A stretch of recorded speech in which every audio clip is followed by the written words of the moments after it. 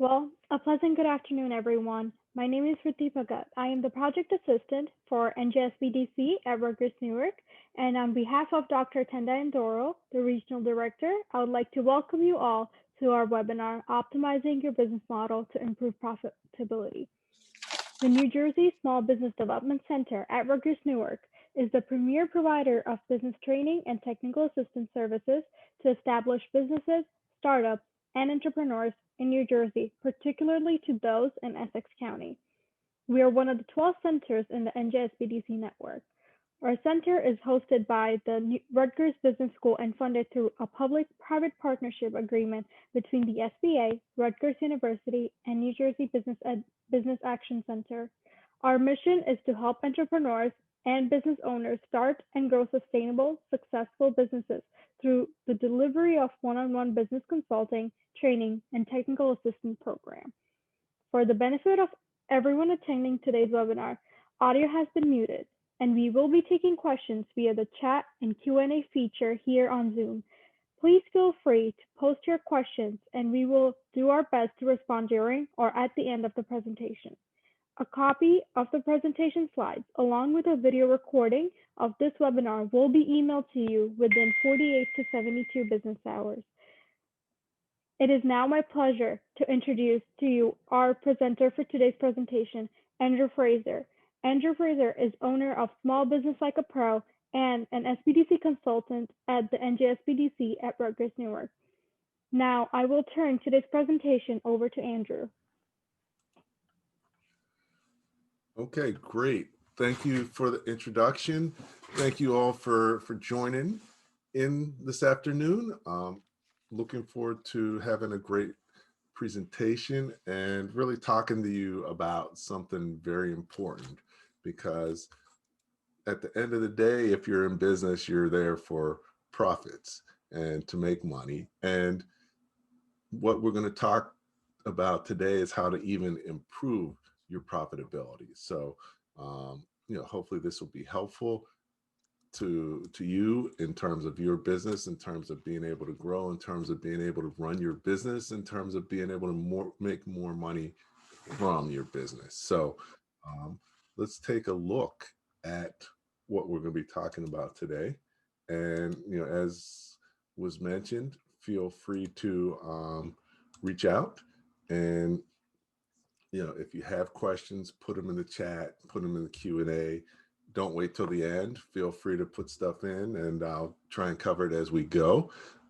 So definitely feel free to do that.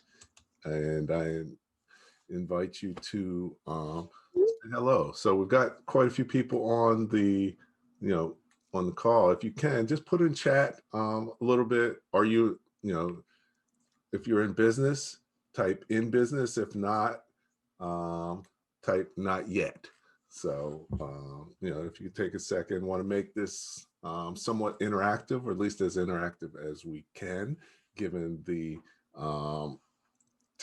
technology capabilities. Okay, so Alexander, not yet, but, definitely everything that you're going to learn today is helpful, whether you're in business now or you're going to be in business in the future. So anybody else, tell me where you are, if you're in business now or not. And, okay, mentor Arthur, great. Thanks for joining. Even as a mentor, there's always things you can learn. I go to a lot of seminars and always continue to try to learn. So that's great. And, what we're going to talk about today is applicable to any type of business, any size business. And it's actually very helpful for if you're doing your business planning, because you want to plan to be profitable. And how do you do that? So thinking about how you do that most effectively. So let's take a look. In this course today, we're going to be covering a few things. The first thing is your business model, understanding what your business model is and why it's important, because a lot of people don't necessarily know what their business model is. And it's very important to know that, because it's difficult to improve profitability if you don't work on optimizing your business model. So that's the first thing we're going to talk about. if you can, in the chat, if you know what your business model is or what a business model is, type yes. If you don't know what a business model is, or if you're not sure, type not sure, just to get an indication of kind of where we are as far as understanding of the business model. So in the chat, if you know what a business model is, type yes. If you're not sure or don't know, type not sure. Okay. So yeah, if you could do that real quick now, that would be great. And while you're doing that, okay, online only. Okay, so today, by participating, we're going to review business model. So you'll be able to better understand your business model and analyze and understand what it's telling you, and then also understand some of the tools to optimize your business model. So we're going to be talking about that, what you'll learn. And then, the key thing is you'll be better able to understand how to work on your business instead of in it. A lot of people end up working in their business and never really get to a point where they're effectively working on it. And as a result, their business can only grow to a certain level. So if you don't learn these things and how to work on your business model, you're going to stunt your business growth. So this is something that you want to learn, because it's part of what every business needs to grow. And by doing this, it'll help you grow your business in a more profitable way. So that's really what today's session is about. And hope that you enjoy it and learn some valuable things. Once again, feel free to ask questions as we go. Put them in the chat and I will follow up with answers. So, all right, so let's take a look and see what we got. Going into this, just let me introduce myself a little bit more. So I do work with SBDC, doing training and doing counseling. But for the last 12 years, I've been focused on working specifically with business owners, working with over 500 of them one-on-one, and training thousands of people about business. And I do that based on my background and experience, both as a business owner, entrepreneur, educational background in engineering, having an MBA, being a naval officer, being a corporate executive, being a board member, just bringing all those things together to be able to really help small business owners learn how to run their business more professionally and more successfully. So that's what we're talking about today. So let's see what we got. What is your business model? So I ask about the business model and what it is. Anybody? So, and why is it important? Okay, so, first, your business model looks at your income and expenses and see your profitability as a result. And what you do is you work on your business model to figure out how to increase your income and decrease your expenses. So why is it important? Number one, it's key to use the business model to measure your performance. It also lets you understand your performance, control it, and then improve it, because you can't improve anything without measuring. So one of the key things is measuring and measurement, and your business model lays out how you want to measure your performance. But not only does it allow you to measure your performance, it allows you to understand what's happening and put in controls, and then make continually improve your business. We talked about working on your business rather than in your business. Developed what I call the Small Business Pro Critical Path, which has 3 stages. The first stage, you're working in your business. So that's when you're really focused on product and service delivery. And that's the first step. most business owners never get beyond that because they're working in their business. They're sort of taking on the role of either an employee or supervisor focused on delivering the products or services. But to grow past a certain point, you actually have to go from working in your business to working on your business. And that's really when you're focused on business model optimization. So understanding your business model, using it, optimizing it. So that's what we're going to talk about today, is really the key to moving from working in your business to working on your business. And that's the business model, and using that to improve your business. So, when you look at it, less than 5% of businesses really make that step from working in their business to on their business. So why is that? Many times it may be because they don't know that they need to make that step. They don't know how to make that step. They're afraid to make the step. And they're not prepared. So as a result, most businesses never make it to that level. So what my goal is to help people understand how to make it and what they need to do, and help prepare them so that they can do it successfully. So if you're interested in growing your business, making it more profitable, you have to work on your business models. That's what we're going to be talking about today. And you can be one of the small percentage of businesses that make that transition successfully, so that your business can grow significantly. Any of you interested in growing and moving from working in your business to working on your business? So if you can, type in the chat. If you want to stay working in your business, type in. If you want to work on your business, type on. So you can give me a little quick indicator of your goal as far as what you want to do and where you want to go with your business. So if you are fine and want to continue just working in your business, type in.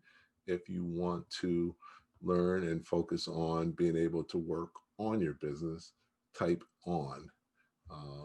So that, and if you're really content just working in your business, being, like a sole proprietorship, that's fine. There's nothing wrong with that, but there's a limit to how far you can go. So I see Frida wants to work on, as well as Alexander. I think that's a good choice. And that's really what we're going to talk about today. So let's see, the first thing is you need to understand your numbers. Understand, being able to work on your business is being able to measure things and understanding your numbers.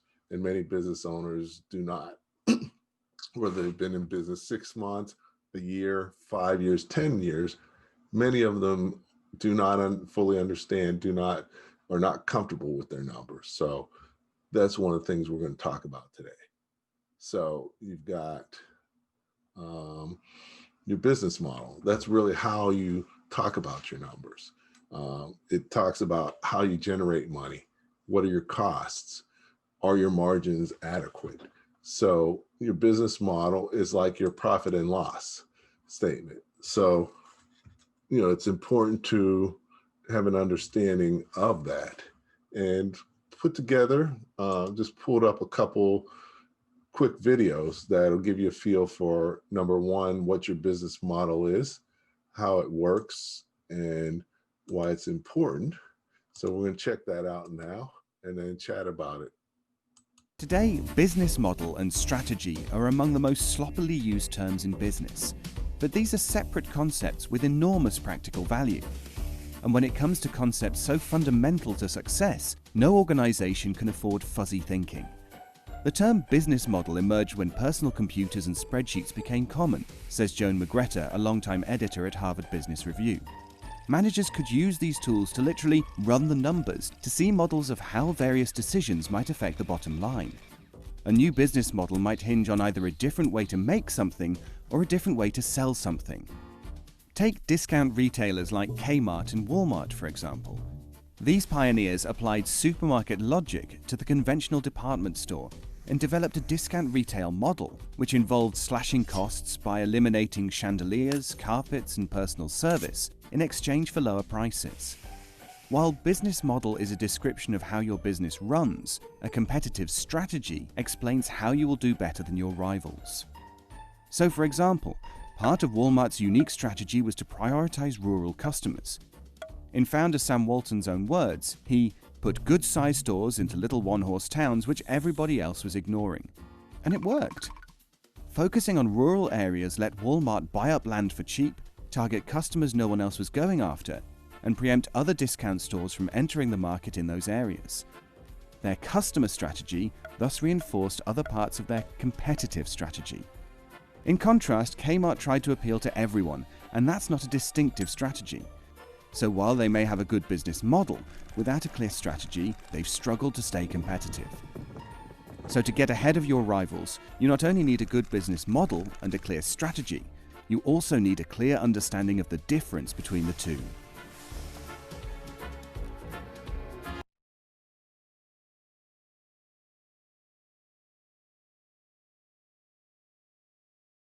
Okay, so that gives you a little bit of an idea of a business model, but it also introduces strategy. And the business model is important, but there's more to it than just the business model. Understanding how the strategy aligns with the business model for your business. So looking at it a little bit further, if we look at the business model,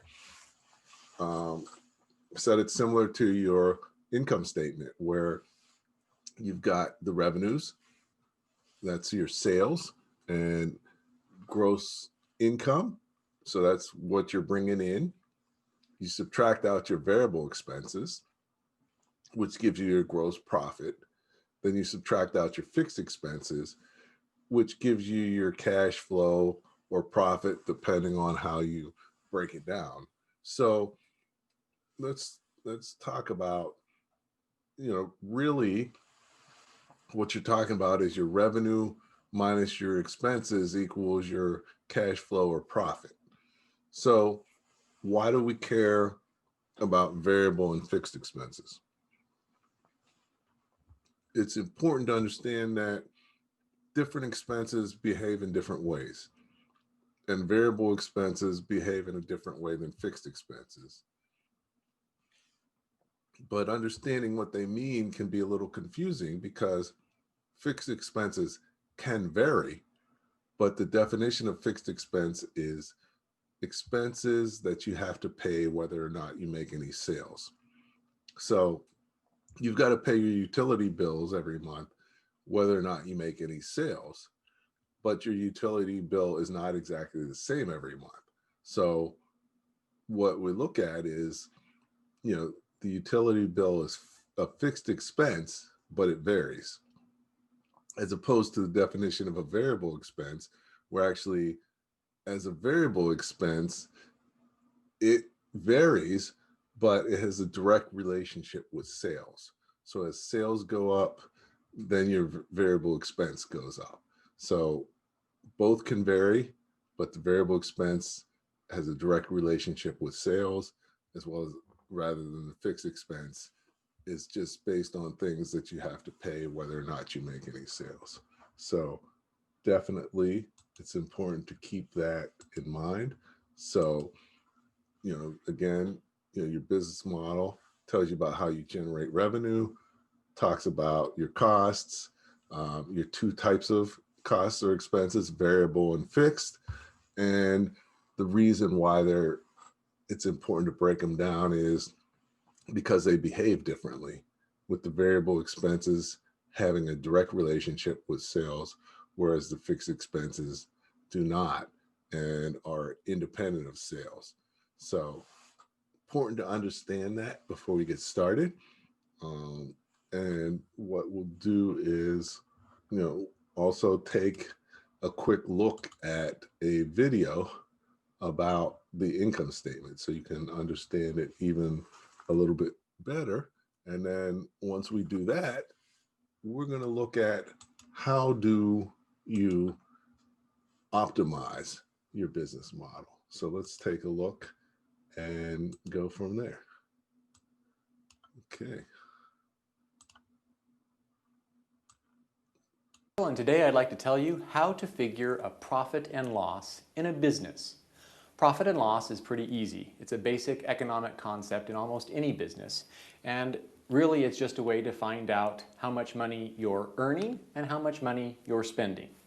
Basically, profit is your plus and loss is your minus. Okay?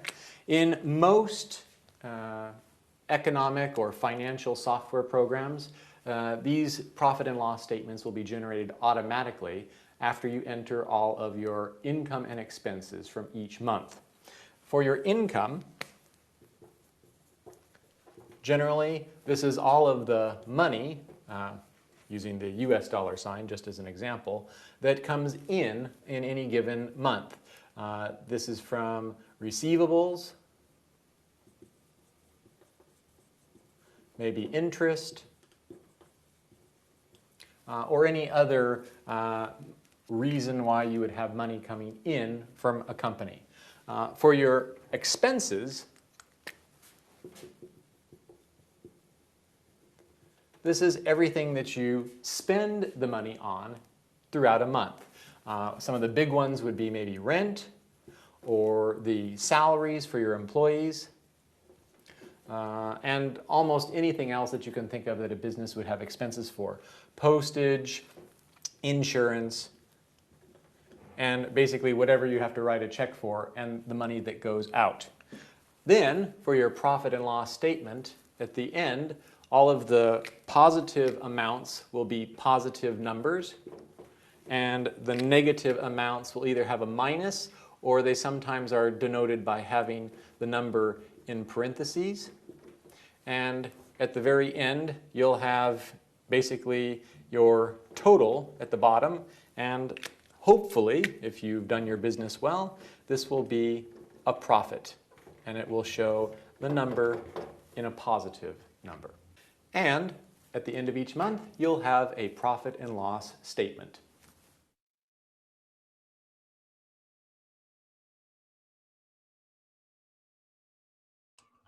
Okay, so that's the basics of developing a profit and loss statement. Definitely there's more to it, but just hearing it from someone is helpful so that you hear it different ways than just the way I explain it. But understanding what goes on the profit and loss is key, and how to put it together. So let me just show you one other video example of a profit and loss. And then we'll go on to sort of where I go into more detail on stuff. So let's take one more look at one more video on profit and loss, and we'll take it from here. If you want to gain insight on your actual sales, cost, and most importantly, bottom line, it's important to get in the habit of regularly creating a profit and loss statement.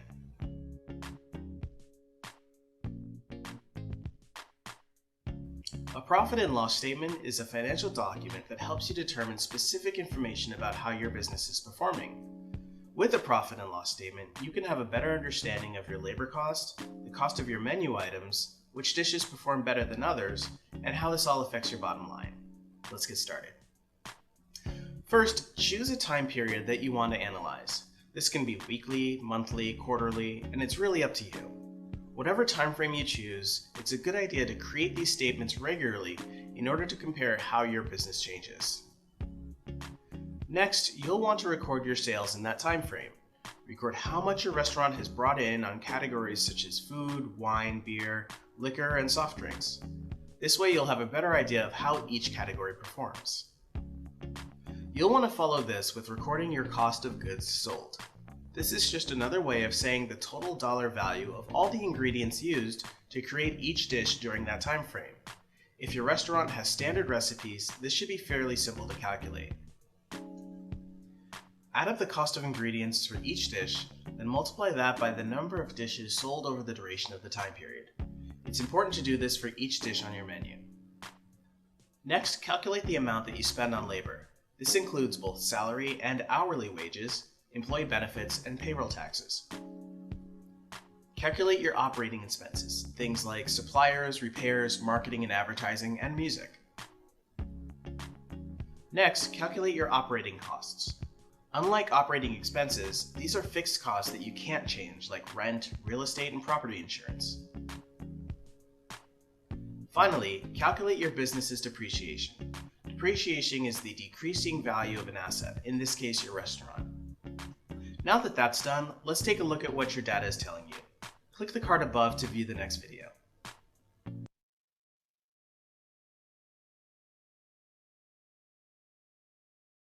So hopefully that gives you a little bit more of a feel and talks about the income statement, which is also your business model. And you see how each piece fits together. And one of the key things that we want to look at is in your business model, each part we want to look at in more detail and analyze it and figure out how we make improvements to it. So that's really what working on your business is about. It's about working on your business model to continually make improvements to your business. So let's talk about how we do that and what it takes to do that. So the first thing is, it helps if you're already in business, you want to start from your profit and loss, your actual profit and loss, because it's good to start from actual numbers. If you're not in business yet, you can generate a projected profit and loss statement. So let's take a look at what that looks like. So when we do that, the first piece is your revenues. So we want to look at, okay, we have our revenues. How can we increase our revenues? What are the different ways to do that? Because to increase your profit or cash flow, you can do it by increasing revenues, and you can also do it by decreasing expenses. So all three of these are three different levers for being able to increase your profitability. So we're going to look at each of those separately and how we can improve each of them, because that's really your job as a business owner. If you're working on your business, your goal is to figure out how can you grow your revenues, how can you decrease your variable expenses, and how can you decrease your fixed expenses. So let's take a look and see. So you want to grow your revenue, you want to lower your cost of goods sold, and really not the exact number, but the percentage of your cost of goods sold. So a lot of times I use the soup example in a store. So if the soup costs 50 cents and you sell it for $1, then your gross profit or your profit margin is 50%. So the goal would be to lower that 50% being your cost to, if you lower it to 45 cents, then that means your profitability, it went up 5%, which is huge. So let's take a look at, you want to lower your cost of goods sold percentage. And what those two will do is increase your gross margin. And from there, we can look at your gross margin. And what you want to do is minimize your fixed costs, and that will increase your profitability. So that's really the steps that you need to take. Grow your revenues, lower cost of goods sold. It'll increase your gross margin. Take a look at gross margin video, And then we want to minimize our fixed costs, which will lead to increased profits. So let's take a look at that and take it from there. Any questions so far with where we are? Okay, so let me just go through it one more time. Just make sure we got it. So we're starting with growing your revenue, different ways that you can grow it, lowering your cost of goods sold factor, looking at either, different ways that you can lower your cost of delivering your products and services. Those two will increase your gross margin or your gross profit. From there, you want to minimize your fixed costs. So, and then that will increase your profit. So those are really the steps. And to maximize your profit, you want to maximize your profit margin. So when we say margin, that means percentage. So when you talk about your gross profit margin or your gross margin, that's what percentage of your sales is your gross profit. And then what percentage of your cash flow or profits is actually, or what percentage of your sales is cash flow or profits. So that's your net margin. So what we're doing is we're looking at the business model and figuring out different ways to improve upon it. So when you're looking at your revenue and you want to maximize your revenue, there's only a few different ways to do that. So you want to think about what's the best way for us. Do we want to focus on attracting more customers? More customers is always good, but it can be more expensive attracting a new customer than it is to sell more to an existing customer. So you want to figure out and understand if that should be part of your growth strategy.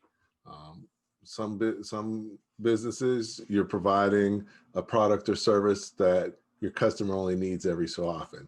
So maybe you do need to continually get new customers. Whereas other businesses, by focusing on your existing customers, you have the ability to significantly increase your revenues just doing that by either increasing your transaction size, so selling more to the same customer in each transaction. Raising prices will bring you additional revenue and profitability, but there's a limit to how much you can do that. Getting people to make more frequent transactions.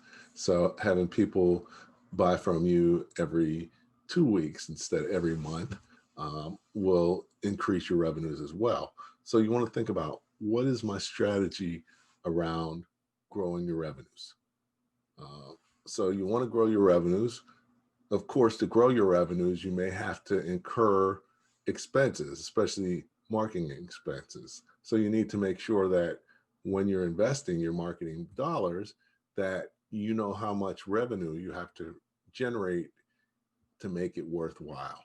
So, the first piece is expanding your revenues and growing your revenue model. Your second piece is optimizing your cost structure.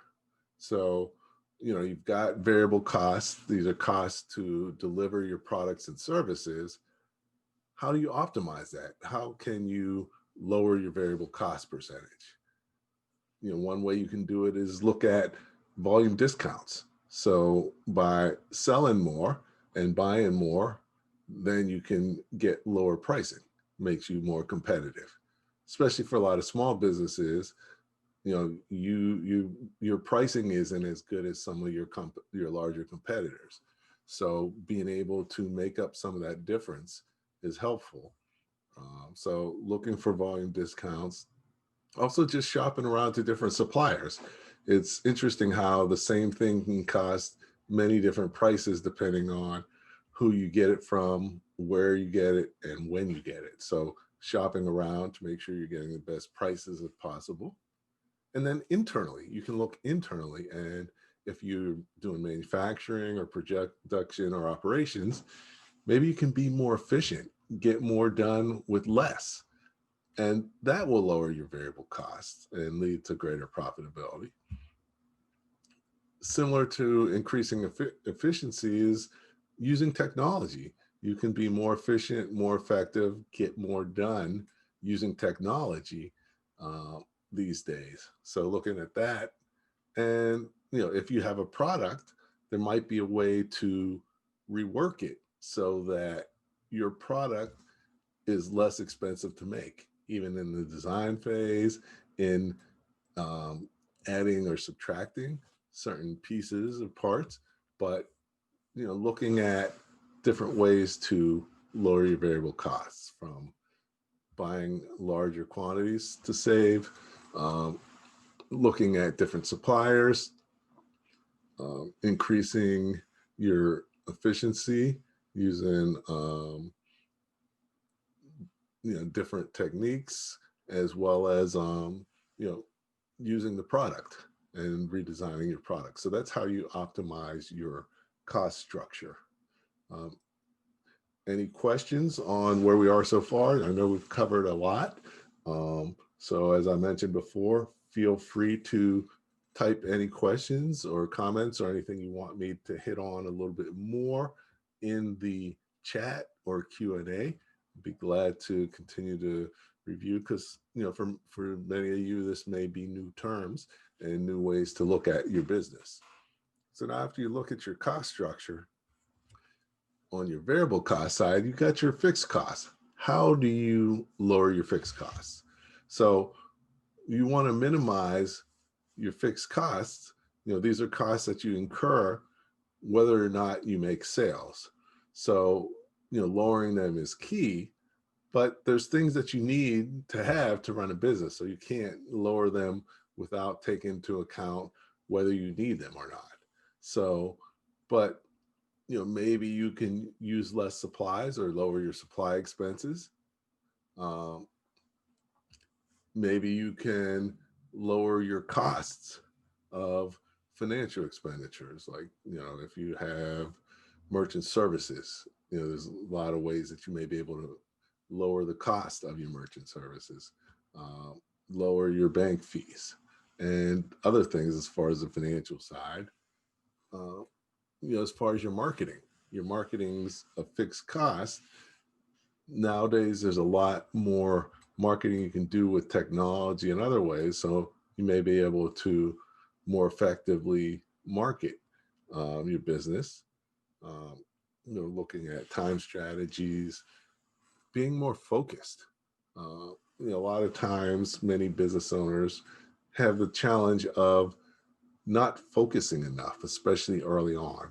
And to really, early on, it's important to really focus on a specific product, a specific solution, a specific target market.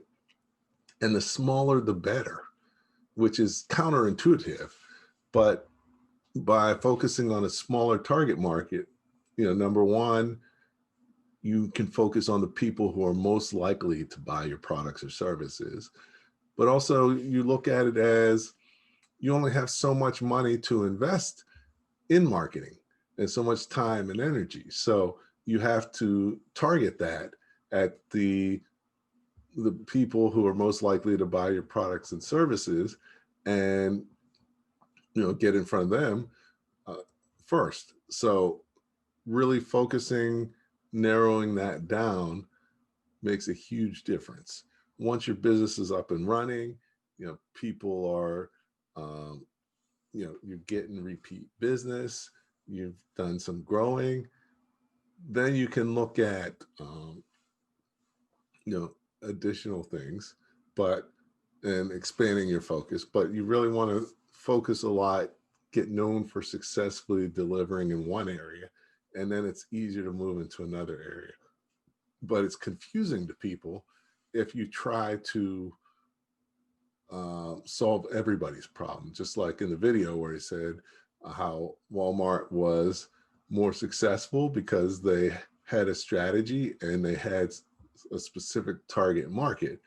But Kmart, on the other hand, tried to sell to everybody. And that's what we're talking about. You can't be everything to everybody. And you're not focused on the people who are most likely to buy from you and the people who are most profitable for you to sell to. So looking at your fixed costs, if you have space, making the most use of it. Quality. A lot of businesses, it costs a lot of money to deliver low quality products. One, it could cost you customers. Two, it could cost you returns. It costs time and money to process a return. And then you have to deliver back the product. So the quality piece can save a whole bunch of money, because whenever you have a quality issue, you could be losing money on that sale, and it hurts your reputation. And so really having a focus on quality is important as well in any type of business. So, we talked about basically looking at your business model, which your business model is focused on your income statement, understanding your income statement, and then using what you learn there and looking at how you can improve upon it and optimize it in terms of growing your revenues, in terms of increasing your profitability by decreasing your fixed and variable expenses. And we talked about some different ways that you can do that. So it's not rocket science, but it is something that you need to focus on to accomplish it. It's not going to do itself. And you need information, you need to measure, you need to use numbers so that you can manage effectively. And that's really what the difference is, going from working in your business to on your business. In your business may be more qualitative. You make decisions by your gut and what you think and what you believe, but that's good up until a certain point. But if you're not measuring and you don't have the numbers, what you're perceiving may not actually be what's really happening. So that's why you need the numbers to back it up. I run into a lot of business owners who think they're a lot more profitable than they are. Just because you have money coming in doesn't mean you're making profits. You can have cash flow coming in, but you can be losing money. Or vice versa, you could be making money even though you don't have the cash flow coming in and your cash isn't building up. So without numbers and without looking at your business model, it's really hard to see how your business is doing. And it's almost impossible to figure out what areas you can improve upon and how. So that's really what we're talking about. Any questions? Can I tell you a little bit about what you're doing? We talked about an online business. So Alexander, you said you're considering an online business. So there's some inherent differences if you look at a product-based business versus a service-based business. So most online businesses, well, you could sell products or you could have an online service. So let's look at the difference. So if you have an online product, then your revenues are based on how many products you sell. So the more products you sell, the more your revenues are. So one of your goals is to sell as much in products. Number two, your cost of goods sold, or your variable cost, is based on how much what you call sold costs. So the cost, some items may be more profitable than others to sell. So you may want to focus on some of the higher margin products or some of the more expensive products, so you don't have to sell as many, but you're making the same amount of money or more money. So thinking about that, so you're going to have a cost of goods sold and a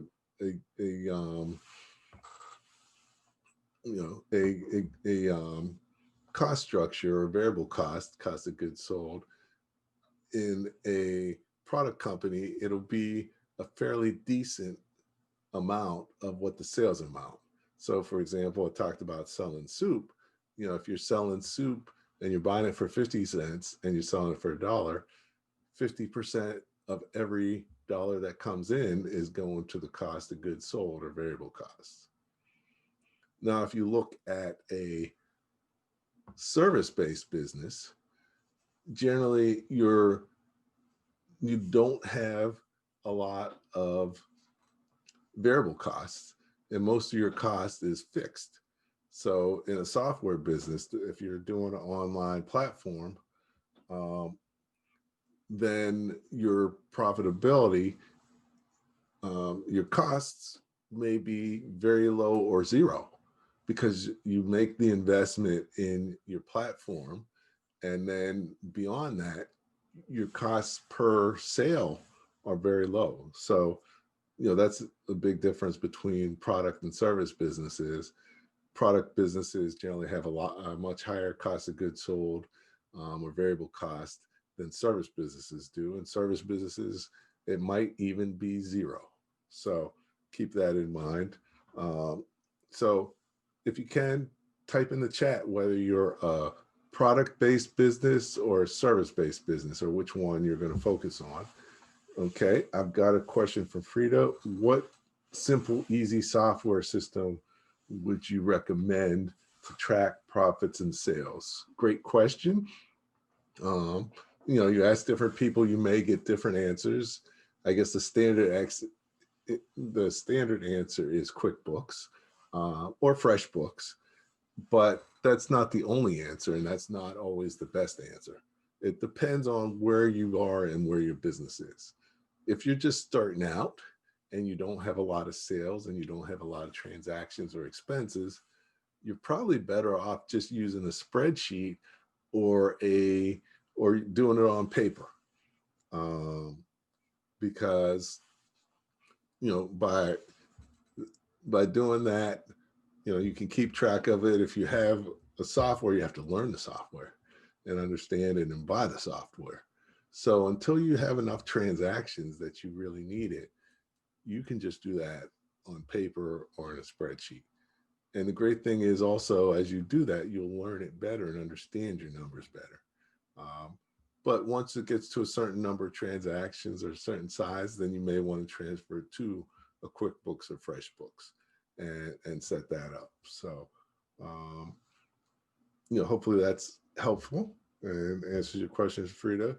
Let me know if you want me to go into it in a little bit more detail, but definitely most software systems now will track your profits and give you good reporting and analytics. So I see, Alexander, you're doing digital products like ebooks. So, and that's similar to what I do. I actually just created the online Small Business Pro University. And what we do there is we have courses, and also we have ebooks and audiobooks. So when you're looking at a product like that, it's really more of a service than a product. You're creating the product, but you're really selling the person use of it or a service.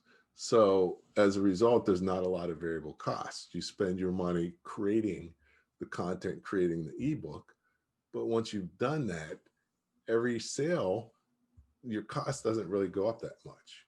So, as a result, it's very scalable. It's a highly profitable business once you get past the fixed costs that you need to set it up. So the more you sell, the faster you're in the higher percentage of profitability you're going to have. So, so when you have those types of businesses, it's great because you got to scale. You can scale easily. You have a high profit margin. The hard part is you have to invest early. You have to invest in developing the product, getting set up. So you got to put out money early. And once you've done that, then you have your asset, and then you don't have to do much every time you get another customer. So, definitely technology enabled businesses, service businesses like that really allow you to have a lot of flexibility. And at the end of the day, what makes the difference in those types of businesses really just marketing and sales. It's all about marketing and selling effectively. So hopefully that's helpful. Okay, Frida, good. That answers your questions. Alexander, does that give you a good feel for what you could and should be thinking about in terms of your business and how your business model is going to act and what you should focus on?